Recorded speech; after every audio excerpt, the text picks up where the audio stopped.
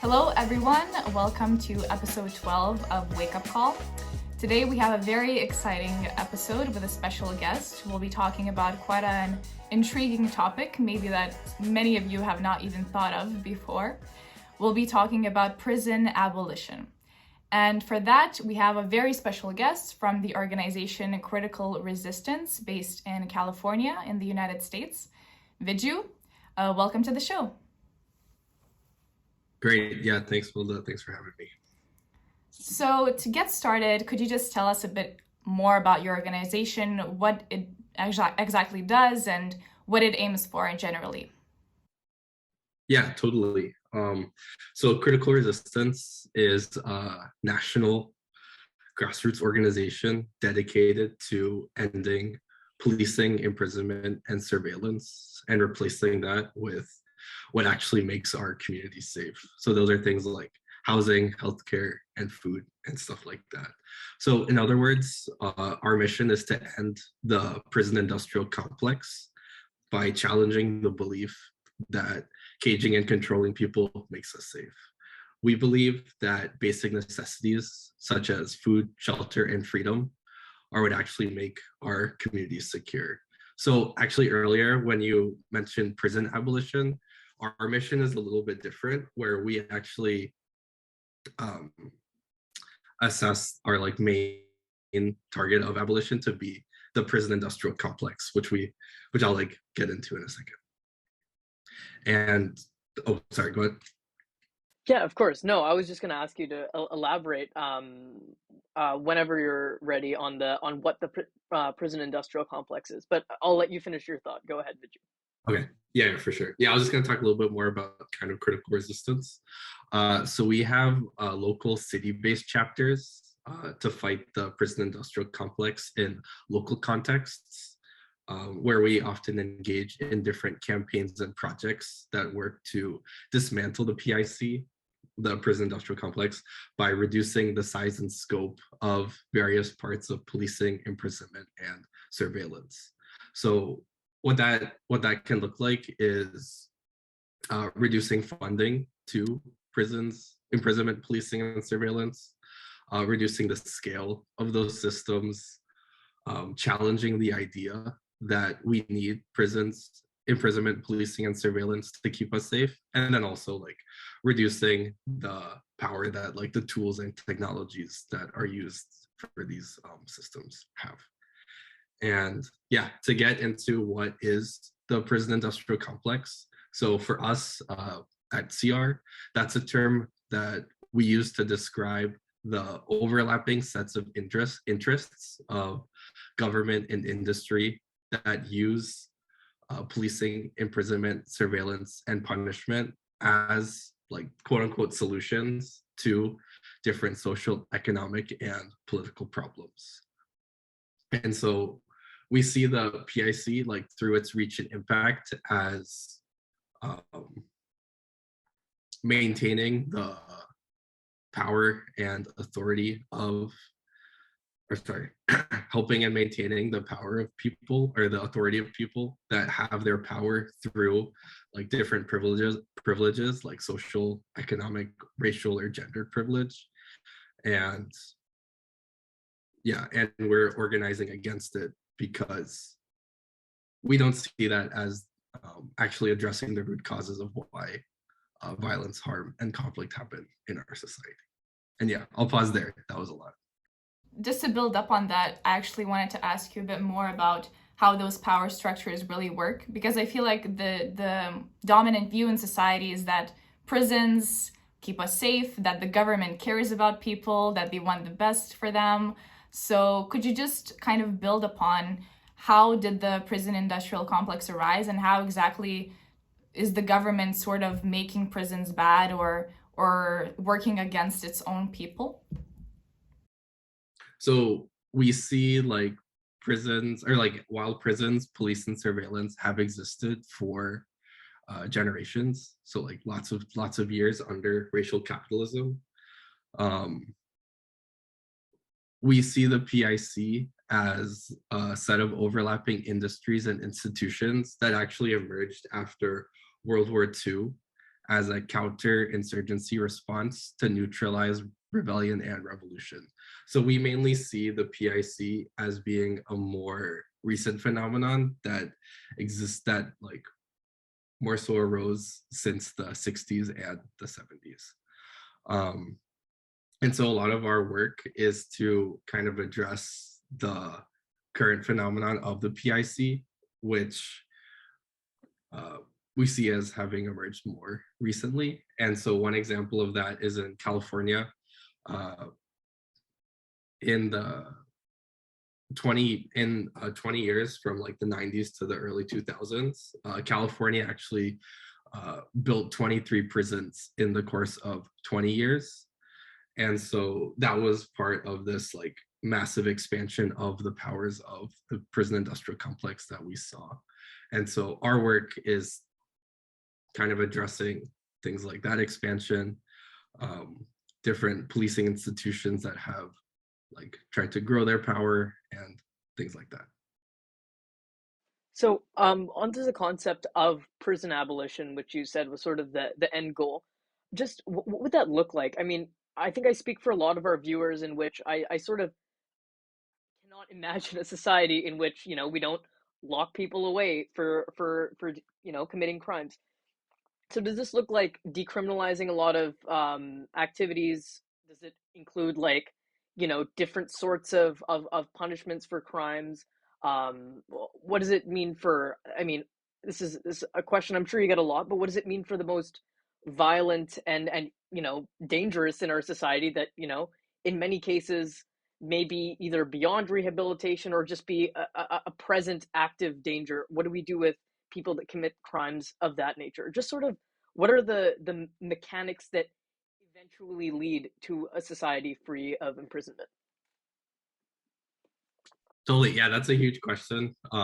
And I'll like do my best to cover all of it. So definitely let me know if I miss anything. So I guess first, just to clarify, so we're organizing towards a prison industrial complex abolition. So we want to like address kind of not just imprisonment, but also policing and surveillance and kind of all of the overlapping interests that promote those as like the solutions to the different problems of our society. And so what PIC abolition is to us, it's a vision with the goal of eliminating like prison imprisonment, policing, and surveillance, and create lasting alternatives to those systems. And I think this is like exactly the question that you're asking, but it's a lot more, or this is exactly what you were suggesting. It's a lot more than just getting rid of buildings with cages. It's about kind of undoing the society in which we live, because the PIC, like the prison industrial complex, both feeds on and maintains oppression and inequalities that are like that are like kind of so vastly intertwined with our current society through punishment and violence. And we need to like change it all. And so Ruthie Gilmore, who is one of the original CR members and is one of our advisors currently, puts it really well. Abolition is about changing one thing, and that thing is everything. So it's like a big kind of scope, but we are here to do that work. And so kind of our vision is creating healthy and stable communities that respond to harm without relying on imprisonment and punishment. And for us, abolition is both a long-term vision and or organizing strategy. And so I could talk more about like what that work looks like day to day, or like kind of how we get towards abolition, and then I can get to the next part of your question, if that sounds good. Cool. So yeah, let me just check my notes really quick. Yeah, so at CR, we have a three-part theory of change. And so those three parts are dismantle, change, and build. So as we work to dismantle the prison industrial complex, we're also working to change the conditions in which our society is structured and the conditions under which we live, and also working to build the mechanisms needed to live lives worth living. So what that looks like is building up the power of our communities. So that's like especially poor communities and people of color. And as we are doing this building work, and as we're like dismantling the PIC, and as we're changing our conditions, we create the people power necessary to shift power away from the prison industrial complex and shift that power, like that decision-making power, the like power to control what our lives look like, back towards our communities. And yes, I'm scrolling through really quick.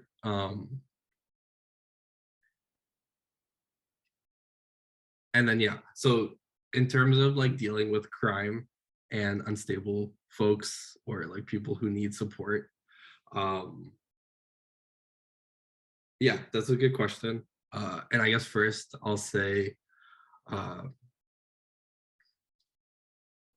that crime is socially constructed. And so what that means is that the definition of what is a crime changes based on, or has changed based on time and place. And so the PIC is used to criminalize people or specific actions or activities in order to legitimize the use of punishment, particularly imprisonment, surveillance, and policing. So in that sense, it's not really about crime or criminals, but more of a problem about how harm and violence, like enacted by the prison industrial complex, is used to, like, quote unquote, solve crimes, or like solve these actions that are deemed as crimes. But in fact, those just create the conditions for more crimes, like, or more like quote unquote crimes to happen. And so the fact of the matter is simple. Prisons are harmful and violent, and they don't actually serve to reduce harm and violence, but in fact, they create harm and perpetuate violence. Prisons harm communities by breaking families and communities apart, and they exacerbate violence by caging people in horrendous conditions that promote harm and isolation. And what we see is that, like, I think I mentioned this before, but like conflict, harm, and violence can only be addressed by addressing the root social, economic, and political problems that lead to those things happening. And we see the PIC as not addressing those root problems at all. Yeah, sorry. I feel like I think that, I think that Yeah, I think that most would agree with a lot of what you're saying when you talk about the harms that the current, prison industrial complex enacts on people, especially marginalized communities. One thing I want to circle back to is when you talked about crime being a social construct, and I mean, I think, self-evidently a lot of that statement is true. Like, of course, like, but the very fact that criminal codes differ from country to country, like, is proof of that fact. But I mean, when I was referring to crime, and I think when most people refer to crime, they just refer to something that loosely aligns with our like modern conceptions of morality and justice and what is right and wrong. And I just want to like sort of, I understand that the crime is a social construct that we're aiming to get rid of, but the harm that comes from someone's actions also needs to be addressed both by the perpetrator of those actions and in accordance with the victim. What would your solution to that end of the spectrum be? Yeah, thanks for sure. That was perfect, and you kind of answered the question, like, in your own question. So basically, what we see is when harm does happen, uh, there needs to be like accountability processes that allow folks to heal from harm, but also ensure that people's basic needs like food, shelter, education, etc., are all met. And those should be kind of the things that we focus on, because we don't think it's possible for anyone to heal or anyone to get well by being put in a cage. And like, to elaborate more on our kind of like abolitionist future, um, like I mentioned before with the Ruthie quote, PIC abolition is about radically changing the conditions in which we live, basically like throughout our whole society.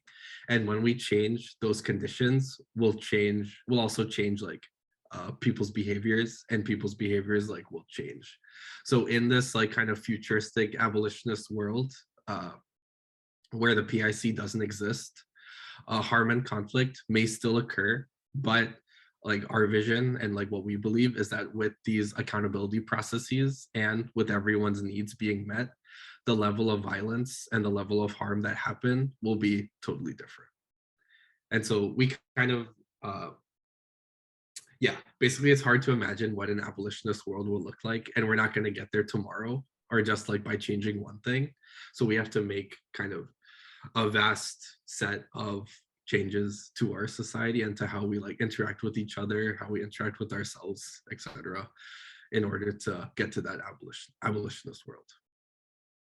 Yeah, what I also wanted to talk about with you is you mentioned that the police is obviously very closely intertwined with the whole prison industrial complex. So how would, well, I mean, would the police even exist in the abolitionist world, or would people sort of govern themselves? How would that accountability look like? Yeah, that's a good question. I guess short answer is I don't know what that world would look like, but I do know that um, police as they exist now don't actually serve to keep us safe. They are like kind of like what I was talking about before. The police and imprisonment and surveillance like are all integral parts to or like of the PIC, and we see its main role currently as not there to reduce like violence and harm, but rather to control, contain, and in some cases even kill the people that represent the greatest threats to the status quo. Um, and so those are like poor folks, people of color, et cetera, et cetera. And so in that regard, like we don't see the PIC or like any elements of the prison industrial complex as things that need to be fixed or as things that need to be reformed, but rather we see those things, we see those parts of the PIC as things that we need to render obsolete. So gradually we work to like shrink and chip away at all of the different parts of the system, so like policing included, in order to eventually kind of make them go away. Yeah, I also, that's a great answer. I also wanted to sort of understand your work a little bit more. Could you maybe tell us some examples of the organizing that you do and maybe some sort of partners that you have? Because I feel like still this change that you're proposing is very systemic and, you know, from the grassroots. So you would obviously need some political partners to help you with that. Is that easy to gain political support or sort of see actual accomplishments with the work that you're doing? Yeah, that's a really awesome question. Yeah, I really appreciate this interview. You all are asking some really nice questions. Uh like really thoughtful and thought-provoking ones. So I appreciate the kind of research that you all did before. Um yeah, that's a really good question. I guess I would say, yeah, there's a couple of things I want to cover with that. So I guess first it was like um what has some of that work looked like in the past, and like what are some examples, and then who have we done that work with, and then also uh like what are some examples of that work happening currently. Does that sound Yeah, all- sure. okay, cool. Yeah, so that's a really good question.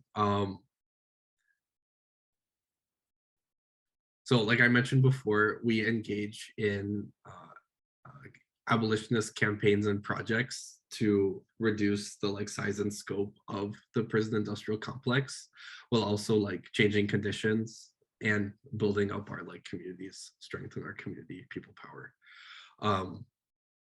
And so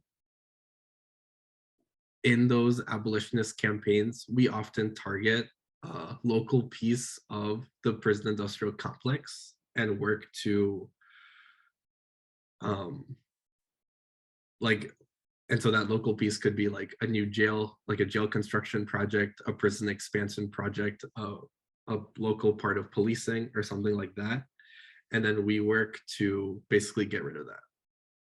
And so in that work, we often engage in coalitions with like a variety of different organizations from different sectors, because we see prison industrial complex abolition as something for everyone.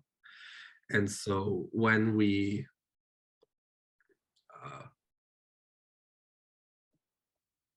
do our organizing in these different spaces, we try to draw links to other movements and like bring those folks in.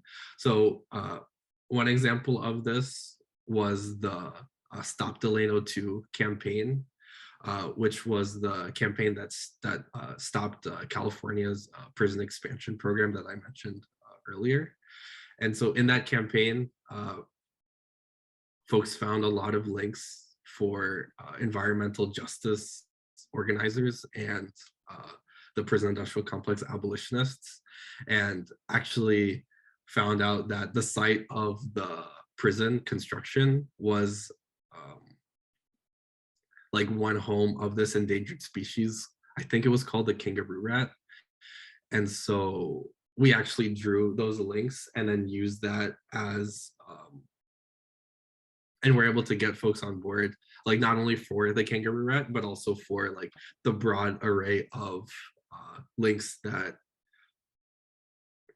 we saw that the prison construction was doing. So yes, yeah, and then so as part of that work, and then another impact of our kind of history was, another thing that CR has worked to accomplish was taking millions of dollars from the California corrections budget through forming organization that's now 70 plus, or that's now a coalition of 70 plus different organizations called CURB, or Californians United for a Responsible Budget. And so in this coalition, we see folks from a variety of different sectors that are all kind of united with the understanding that like we don't need to, like, a responsible budget does not put money towards imprisonment or policing, but rather puts money towards like all the things I was saying before, like housing, healthcare, and things like that. Yeah. And yeah, I think, was that everything? I might have missed one. No, that was great. It's really nice hearing that you guys actually make these coalitions and make things happen. It's really great to hear that. Another thing that I wanted to ask you is, I think California is a very liberal place, and many people perhaps have knowledge on the prison industrial complex and support all of the things that you were mentioning.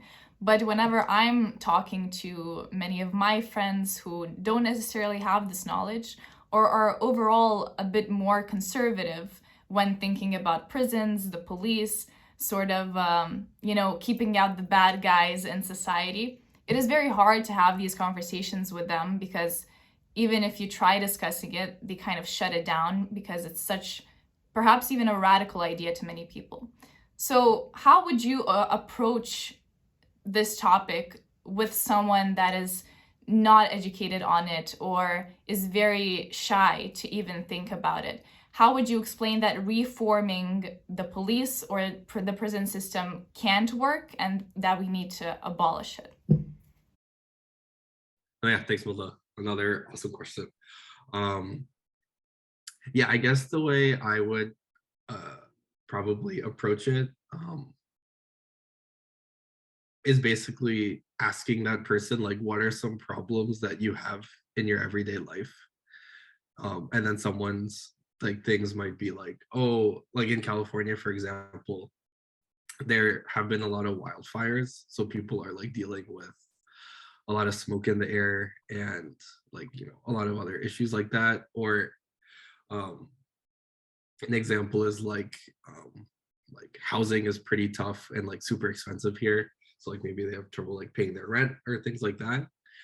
And then with that problem, we kind of draw the link as to why PIC abolition is part of the solution to that problem as well. So one way that this has been happening currently is in our Close California Prisons campaign, which we're doing as a part of CURB, or like Californians United for a Responsible Budget. And so through that work, and I'll talk more about it in a second, but just super briefly, through that work, we are finding and like demonstrating that closing the prisons across California is in the interest of like public safety, in the interest of the environment, is in the interest of public health, and is in the interest of like racial justice. So basically, the short answer is trying to draw people in, or like call people in to understand how the PIC, like how ending and abolishing the prison industrial complex would be beneficial for their lives, and how and why we can do that. So yeah, sorry. I have one last thing to say. Basically, we want to like, sorry, one tactic that we have, or like one approach that we have, is basically wanting to move funds from like various parts of the PIC into things that actually make us safe. So like one example that you could also say too is like, what if instead of spending like, I think California has like $18 billion in its corrections budget for this year. So like instead of putting like $18 billion towards that, like what if we put like 10 billion towards like public housing, and then like the 8 billion towards like building schools? Like, isn't that something you want in your community, like a university, rather like a public university rather than like a prison? And so yeah, basically wanting to build things that are life affirming, sustainable, and like healthy for our future, instead of more things that hurt and harm us. Thank you so much for joining us again, Viju. I think that just about wraps up the questions that we have. Do you have anything else to add? Where can people find you? Do you have social media? Oh yeah, totally. So yeah, we are at Critical Resistance on Instagram, and Curb Prisons on Instagram as well. And then we also have like Twitter for both of those pieces. And I guess the only thing I would add is, so in our Close California Prisons campaign, we're fighting to close 10 prisons by 2025. And long story short, the prison population of California has been going down for the past 20 years, and is the lowest it's below 100,000 for the first time in 30. And this is like through the longstanding work of different organizers, communities, people inside and outside of prisons, et cetera, et cetera. And so we're working to kind of like take that work and like build off that work in the past, and take that work one step further by like closing these prisons for good, and like putting all that resourcing and all that funding towards things that actually make us safe. So definitely come on board for the campaign. Check us out on social media, and you can learn more there. Yeah, and we'll make sure to put those links in our show description on YouTube and on Spotify and wherever else our podcasts are released. Once again, thank you so much, Viju. And I think I speak for myself and Milda, certainly, and hopefully for our audience, when I say that I learned a lot. I was open to a completely new perspective that I've never had access to. And yeah, once again, I just really appreciate you for coming on and the great work that your organization's doing. Thank you. So yeah, thanks so much. Thanks for having me.